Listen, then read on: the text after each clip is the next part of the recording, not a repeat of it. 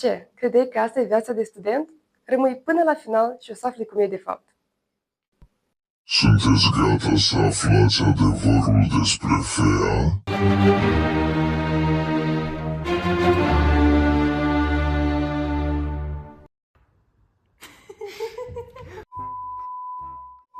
Salut! Dacă ești la liceu și te gândești serios la o facultate, în video de azi o să vorbim despre Fea, dintr-o perspectivă realistă.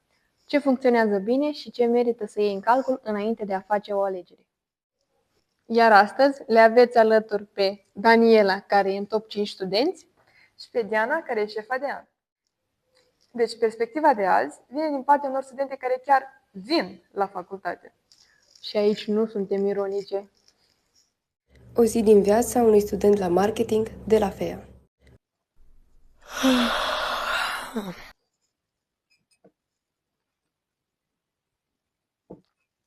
Așa, trebuie să calculezi impactul ratei rezervelor obligatorii asupra masei monetare din economie. Care era formula?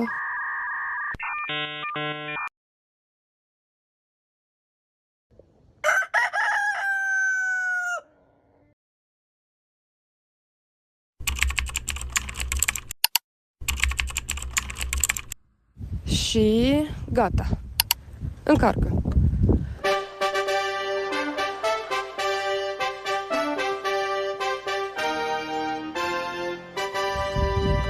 Ok, acum pot să mă culc în sfârșit.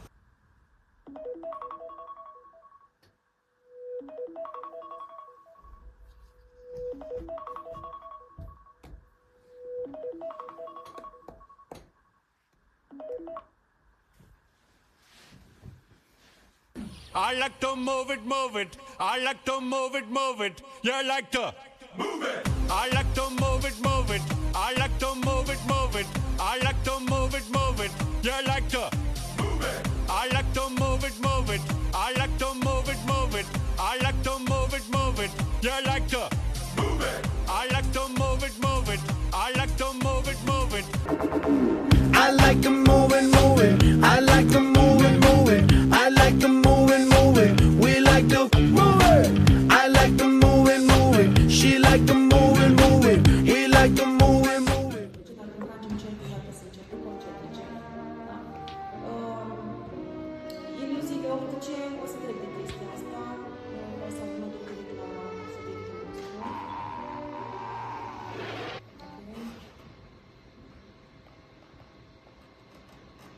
Uite exemplu de iluzie. Ce faci, fată? Mă duc la facultate. Voi? Oh, la ora Mergem asta? la party. Da, la ora Vină asta. cu noi. Nu, că am test la ora asta, nu pot. La ora asta? Da. Dar e 8 seara. Ei, Tu ești de la Fea. da. N-am ce să fac. Și totuși, de ce am ales Fea? Eu am vrut să dau la medicină, dar am descoperit mai târziu că nu prea-mi place sângele. Și am ales Fea, că am zis că mi s-ar potrivi mai bine. Dar tu? În liceu mie îmi plăcea antreprenoriatul și am participat la multe concursuri din astea naționale. Și inițial mă gândeam între ecologie, psihologie și economie. Am presupus că economia ar fi cea mai profitabilă, acum vedem, urmează. Iar,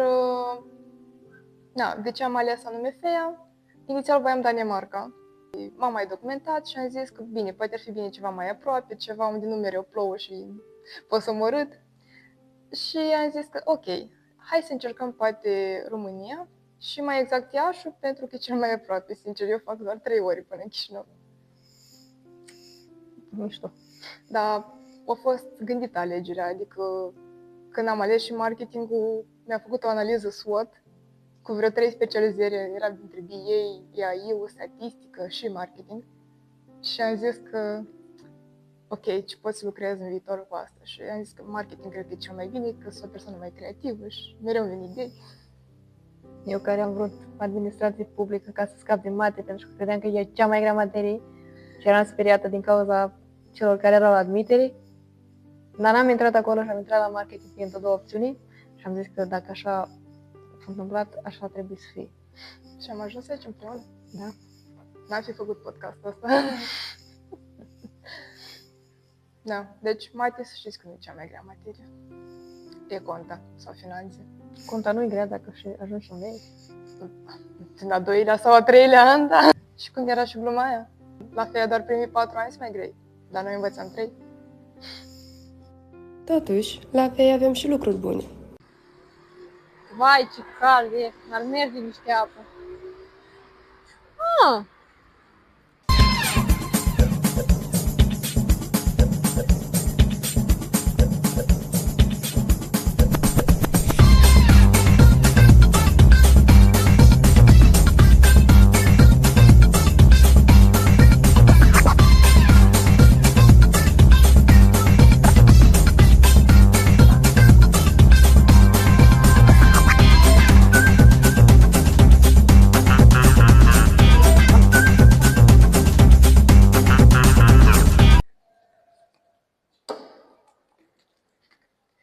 Stai, Ce? hai să testăm mai întâi apa.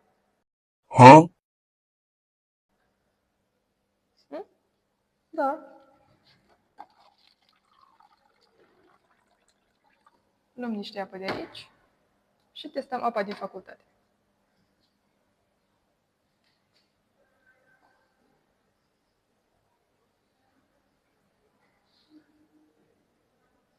E bună.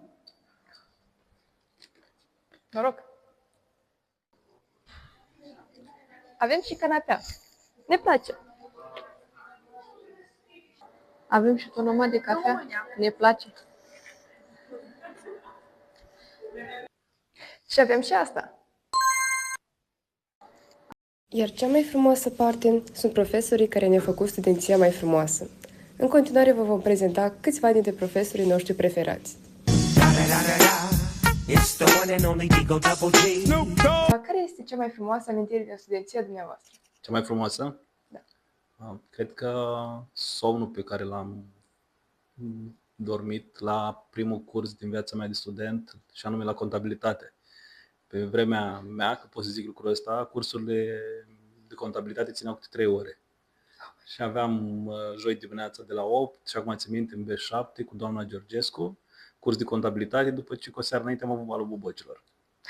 Și țin minte că am dormit 3 ore întins, nici nu am auzit că nu a fost pauză. Mulțumesc. Nu mă așteptam la asta. Got that sunshine in my pocket, got that good soul in my feet. Am multe amintiri frumoase. Studenția pe vremea mea a durat 5 ani. Așa era ciclul licență. Deci, cred că am fost doar 2 promoții cu 5 ani, după care au fost de 4 ani și de 3 ani. Mi-amintesc cu mare emoție și cu drag că eu împleteam pe vremea aia extraordinar de mult. Dar nu împleteam modele simple, ci împleteam cu culori, deci culori care se întrepătrundeau cumva. Și mă așezam undeva pe la mijlocul amfiteatrului ca să pot să împletesc. Eu aveam o memorie extraordinar de mare, foarte bună, o am și acum, și audiam cursul, mă uitam efectiv la profesor, nu scriam, pe vremea noastră se scria, nu existau cursurile date, și mi se întâmpla să-mi scap ghemele. Și colegii din primul rând, pe sub bancă, îmi dădeau ghemul înapoi până la mijlocul amfiteatrului unde stăteam eu. Era amuzant, extraordinar. Deci asta este o amintire. O altă amintire extraordinar de frumoasă, în timpul sesiunii, pentru că eu mergeam la 10, eu am terminat cu o medie extraordinar de mare, atunci când eu veneam pentru examen, nu eram așezați alfabetic, era efectiv, ne așezam cum doream, în tot amfiteatru mi se opreau locuri. Deci peste tot, ăsta este locul tău, vreau să stau lângă tine. Deci peste tot eu aveam locuri ocupate, motiv pentru care mulți profesori mă puneau în primul rând, da? Deci mă chemau în primul rând, eu să stau acolo. Da? Deci nu se putea copia foarte ușor de la mine. Nu că aș fi pentru copiat, dar asta era intenția colegilor mei, era foarte, foarte amuzant. Și aș mai avea o altă amintire, iarăși extraordinar de frumoasă. În momentul în care eram în anul 2, țin minte la cursul de management, cu domnul profesor Nica, a venit șeful Coca-Cola pe zona de Europa de Nord-Est și A spus, aș avea nevoie de 10 oameni care să ne ajute la o cercetare de piață, doritorii să vină în cabinetul domnului profesor Nica pentru interviu. Tot amfiteatrul s-a golit. Deci tot amfiteatrul s-a mutat la domnul profesor Nica în cabinet. Deci atât de mult își doreau oamenii să facă ceva practic. Chiar a fost o amintire interesantă. Sunt foarte multe, nu voi spune, sunt unele care sunt poate mai picante, dar astea le lăs pentru altă dată. Vă mulțumim, doamna Manolica. mulțumesc. Aici a fost profesoara noastră cu roz în jurul inimioarei. Da, corect, uite, trebuia să... și aici venea! Ce frumos! Acum de am văzut, da? Super! V-a făcut microfon personalizat. Da, mulțumesc, apreciez! Păi, asta e temă grea. Cum cea mai frumoasă amintire? Sunt 1.000.000 de amintiri frumoase. Poate să, uite, îmi trece acum prin minte cursul vostru festiv pe care l-ați făcut la simulare. A fost incredibil de frumos. Toate grupele ați făcut cursuri impecabile. Nu știu, când am luat primul 10, am luat 10 la mate. Da? Banchetul la care am participat și a fost o super distracție, licența pe care am dat-o și m-am bucurat de rezultatele luate, deci au fost foarte multe amintiri frumoase. Dar cred că acum că mă gândesc, cred că cea mai frumoasă amintire este exact când am intrat la FEA, când am fost admisă, pentru că eu am avut admitere cu examen scris, a fost printre ultimii ani în care am dat examen scris și a fost un examen greu și au fost mulți candidați și concurență mare la momentul acela.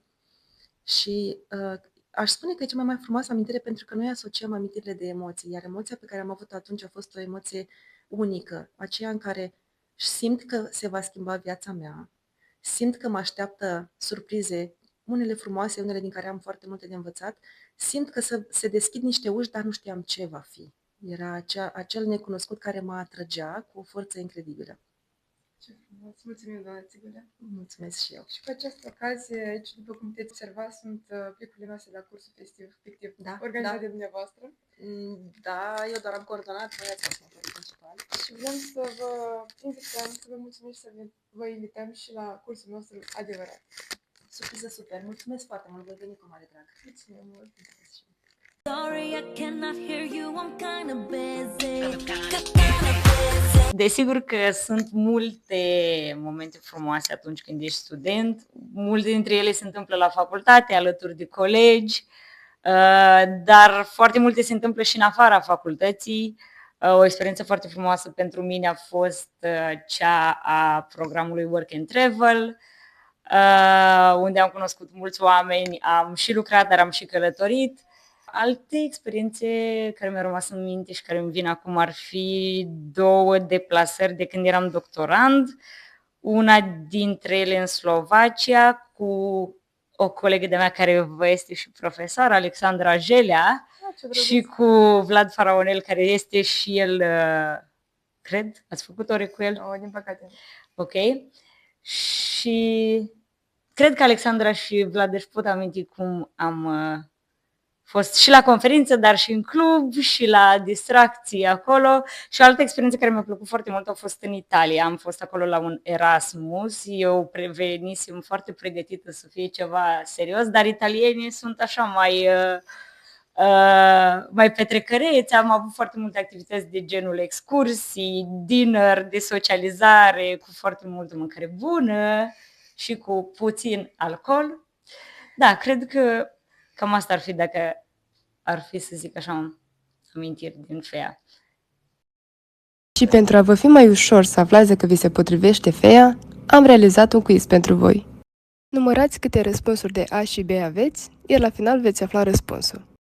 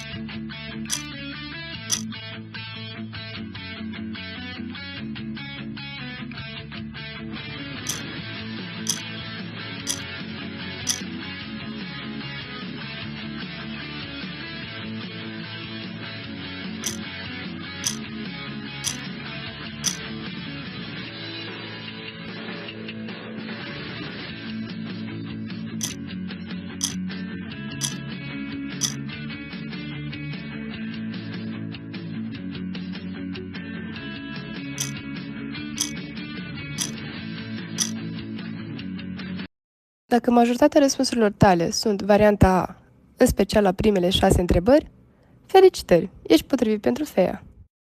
Iar dacă de la întrebările de la 7 până la 11 varianta de răspuns cea mai populară este A, atunci marketing ar putea fi specializarea perfectă pentru tine. Astfel, am deosebită plăcere de a urca să urce pe scenă pe șefa noastră de an, Maticiu Viana.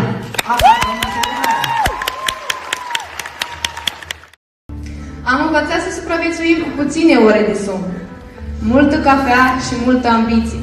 Am descoperit că termenul deadline poate avea mai multe interpretări și că, uneori, cele mai bune idei apar exact cu o seară înainte de predare. Și poate tocmai aceste momente definesc cel mai bine viața de student. Echilibrul dintre responsabilitate, improvizație, stres și amintire. Brusc aminte despre definiția inflației, mai țineți minte? Un dezechilibru macroeconomic monetar real reflectat în creșterea cumulativă și generalizată a prețurilor în economie, nu? Au trecut 20 de ani, domnul profesor. Au uitat anormală. Cuvintele merg spre oameni în general. Și voi știți că noi am construit o relație umană. Eu sunt recunoscătoare că v-am cunoscut și sper unii dintre voi cel puțin să ne mai întâlnim și cu alte ocazii. Aceea, s-a întâmplat un lucru foarte frumos. Daniela, unde ești? Daniela Braga, nu te văd. Te salut și te îmbrățișez. Deci, ca să vă spun și partea amuzantă a poveștii, Voi, vă doresc să deschideți în continuare multe uși, noi capitole și noi amintiri. Felicitări! Aceasta a fost experiența noastră la FEA. Vă urăm succes, indiferent de drumul pe care îl veți alege. And with that, the class of 2026 comes to an end. Good night.